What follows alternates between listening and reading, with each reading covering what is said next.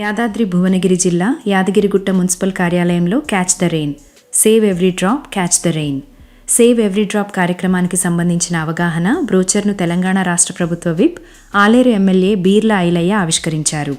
ఈ సందర్భంగా బీర్ల ఐలయ్య మాట్లాడుతూ వర్షపు నీటిని ప్రతి ఒక్కరూ సేకరించి భవిష్యత్ తరాలకు నీటి వనరులను సంరక్షించడం ప్రతి పౌరుడి బాధ్యత అని అన్నారు.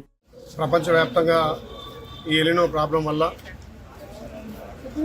వర్షాభావం తక్కువనందున తెలంగాణలో ప్రజాప్రభుత్వం ముందు జాగ్రత్తగా ఏదైతే వర్షం పడ్డ నీళ్ళను కానీ ఇంట్లో వేస్ట్ అయిన నీళ్ళను కానీ ఇంకుడు గుంతల ద్వారా నీటిని పొదుపు చేసే మార్గాన్ని రాష్ట్ర వ్యాప్తంగా కూడా ఏర్పాటు చేయడం, అందులో యారుట మున్సిపాలిటీలో మున్సిపల్ చైర్మన్ గారు, వైస్ చైర్మన్ గారు, కౌన్సిలర్లు, కార్పొరేషన్ సభ్యులందరూ కూడా ప్రతి ఇంటింటికి వెళ్ళి ఇంకుడు గుంత తప్పనిసరి.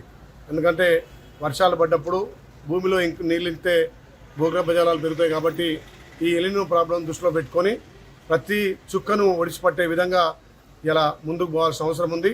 ముందుగా ఈ యారుట మున్సిపాలిటీలో ఇక్కడ చైర్మన్ గారు, కౌన్సిలర్లు అంతా కూడా ఇంటింటికి వెళ్ళి ఈ ఇంకుడు గుంతల కార్యక్రమాన్ని చేపట్టారు.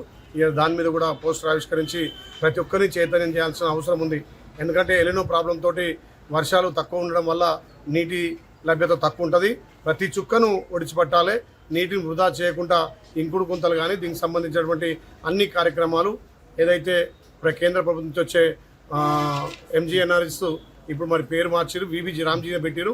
మరి విబిజీ రామ్జీ ద్వారా కూడా ఈ ఇంకుడు గుంతలకు కానీ బావుల కాడ, ఫామ్ పాయింట్ల ల్యాండ్ల కాడ, అగ్రికల్చర్ ల్యాండ్ల కాడ పెద్ద పెద్ద గూతలు తీస్తే వర్షం నీరు స్టోరేజ్ అయ్యి భూగర్భ జలాలు పెరుగుతుంది. కాబట్టి దీని మీద అందరూ కూడా శ్రద్ధ పెట్టి ప్రతి నీటి చుక్క బొట్టును ఒడిచి పట్టుకునే విధంగా జాగ్రత్త తీసుకోవాలి. దాని మీద ఇలా పోస్టర్ కూడా ఆవిష్కరించడం జరిగింది.